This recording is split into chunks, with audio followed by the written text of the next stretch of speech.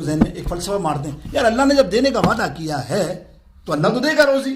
جب اللہ پتھروں کو، چرند پرند کو، ہزاروں زمین کے نیچے رزق دیتا ہے تو پھر کیا ہمارا وہ کرنے کی ضرورت، محنت گھر بیٹھو.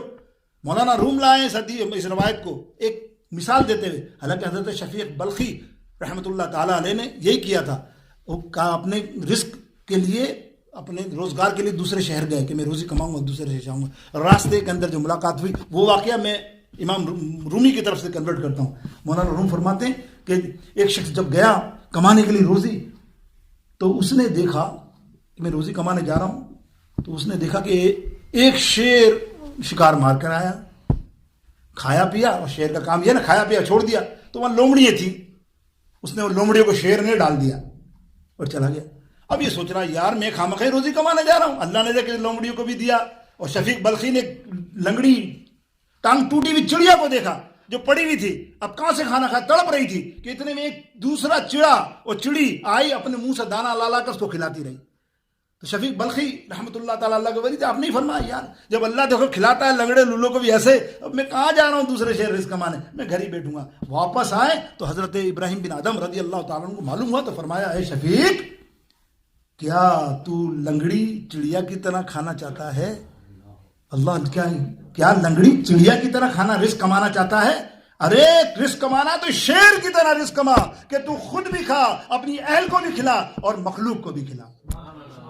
یہ ہے رزق حلال کی برکت ہے. میرے دوستوں بزرگوں، اللہ رب العالمین ہمیں رزق حلال کی خاص توفیق نصیب فرمائے. ہم جو کماتے کھاتے ہیں اپنے رزق میں حرام مال سے ذرا سا بھی بچو.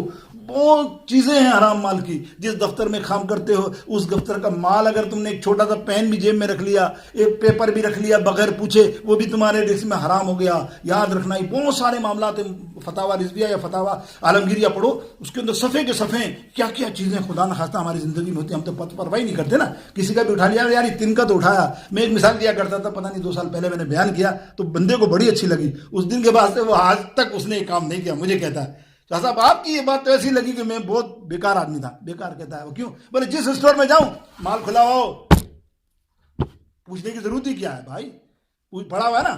مثال کے طور پہ انگور پڑے ہوئے، دل للچاتا نا، لیا 1-2 خالی، آگے کا کوئی اور چیز ملی اسٹوروں پہ. ابے بھائی تیرے باپ کا مال ہے، تو نے پوچھا ہے، خریدا ہے؟ خریدا تو نہیں نا. اب بتائیے حرام گیا کہ نہیں گیا؟ حرام گیا کہ نہیں گیا؟ میرے دوستوں بزرگوں حرام گیا کہ نہیں گیا؟ ایک کھجور ایک مفسر نے کھائی تھی، خدا گواہ ہے 40 دن تک اس کی دعا قبول نہیں ہوئی. روتا رہے. سرکار کو بھی انتظار کرتے تھے مقام میں. پھر ان کے بزرگ نے فرمایا تو نے کوئی ایک کھجور تو نہیں، تو نے کوئی ایسا کام تو نہیں کر لیا؟ بولے نہیں حضرت. بولا حضرت نہیں، رمضانوں کے دن تھے. بولا نہیں. بولا پھر سوچ. بولا ہاں بس میں رمضان کے لیے کھجور لینے ایک دکان پر گیا تو وہ تول رہا تھا ترازو میں، تو ایک گر گئی. پتہ نہیں کیا خیال آیا، میں نے اٹھایا اور کھا لی. اللہ، میں نے اٹھایا اور کھا لی بغیر پوچھے. اندازہ کیا آپ نے؟ یہ بھی حرام میں ہے اس لیے کہ بغیر پوچھے نا، مال تو اس کا ہے، تم نے لے لیا، تم نے کھا لیا. ہم ٹھیلوں پہ پاکستان انڈیا میں ایسے ہی کرتے ہیں، اٹھایا کھانے شروع کر دیا. بھائی جس کا اس سے پوچھ تو لے غریب کو، لیکن غریب بھی بیچارہ بولتا نہیں کہ میرا آگا سودا بکے گا. تو میرے دوست بزرگ اب آئیے نا، آخر میں آپ کو ایک حدیث سناتا ہوں. یہ حدیث واحد حدیث میں نے پڑھی ہے، میں نہیں جانتا، لیکن میں اس حدیث کو پڑھ کر ہمیشہ کہتا ہوں کہ یہ حضور علیہ السلام کا واحد عمل ہے. ساری زندگی میں نے نہیں کہیں پڑھا، میں نے نہیں پڑھا، کوئی پڑھے تو مجھے بتاؤ، معلومات ہو کہ حضور نے کیا ہو. دوستوں ساری زندگی سنو، محنت کرنے والوں، رزق کمانے والوں، تمہارا مرتبہ میرے سرکار نے کتنا بلند کیا. ساری زندگی تمام صحابہ نے، کوئی ایسا صحابی نہیں، سب نے حضور علیہ السلام کے ہاتھ چومے کہ نہیں چومے؟ بتاؤ نا یار، ادب سے چومے نا، سب نے چومے.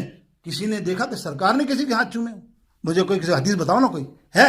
نہیں، کوئی نہیں بتا سکتا کہ سرکار نے کسی کے ہاتھ. یہ محنت کش اور یہ رزق کمانے والا. سنو، حضور علیہ السلام کے زمانے میں ایک انصاری حضور سے ملاقات کرنے تشریف لائے. جب حضور علیہ السلام کے دربار اقدس میں تشریف لائے تو حضور سے مصافحہ کیا، ہاتھ جب ملائے حضور نے ہاتھ ہٹا لیا. بولے تیرا ہاتھ کیسے؟ اتنے کڑک، اتنے کھردرے، کیا کرتا ہے تو؟ یا رسول اللہ کچھ نہیں، پتھر توڑتا ہوں، اپنے بچوں کا پیٹ پالتا ہوں شام کو. اے ہائے، پتھر توڑتا ہوں. پتھر توڑنا کوئی آسان تو نہیں. آپ پتہ ہے گرمی میں مکہ شریف مدینہ شریف کی اس گرمی میں سارا دن پتھر توڑنا. ان سے پوچھو، وہ پتھر توڑ کے جب روزی ملتی ہے اپنے اہل کو کھلاتا ہوں اور ان کی کفالت کرتا ہوں، اللہ ان کی پرورش کرتا ہوں. نبی علیہ الصلوۃ والسلام نے فرمایا رے تو اللہ کا محبوب ہے. آپ نے اس کا ہاتھ لیا، لٹرلی بتا رہا ہوں، اور چوما.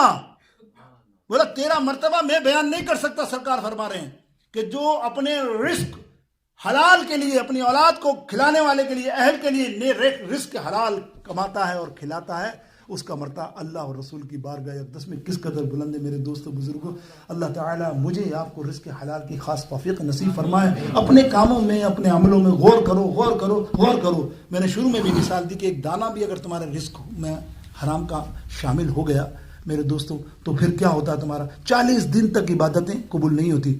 آپ دیکھیں مستجاب الدعوات کی میں نے بات بیان کی جو شروع میں نہیں ہے، وہ سنو کہ مستجاب الدعوات یعنی تمہاری دعائیں قبول کیوں نہیں ہوتی. لڑتے ہو، جھگڑتے ہو، یار سارا دن تو دعا مانگ رہا ہوں، تہجد پہ بھی مانگ رہا ہوں. تو میرے سرکار کا فرمان بھی تو سن لے کہ ایک نیوالا اگر کہیں سے الٹا سیدھا تیرے پیٹ میں چلا گیا، یاد رکھیے نبی نے فرمایا یہ جو تیرے پیٹ کا حصہ ہے نا، جس میں تیرا حرام کا نیوالا پڑا ہے، یہ بچے گا نہیں، یہ قبر میں عذاب پائے گا اور حشر میں جہنم میں لازمی جائے گا جب تک تو نے صحیح معنوں میں توبہ نہ کی. حرام کا نیوالا اگر کسی حصے میں گیا، تمہارا جمع ہو گیا، وہ حصہ جہنم میں جائے گا ہی جائے گا. اللہ تعالیٰ مجھے اور آپ سب کو محفوظ فرمائے حرام رزق سے. وآخر دعوانا الحمدللہ رب العالمین.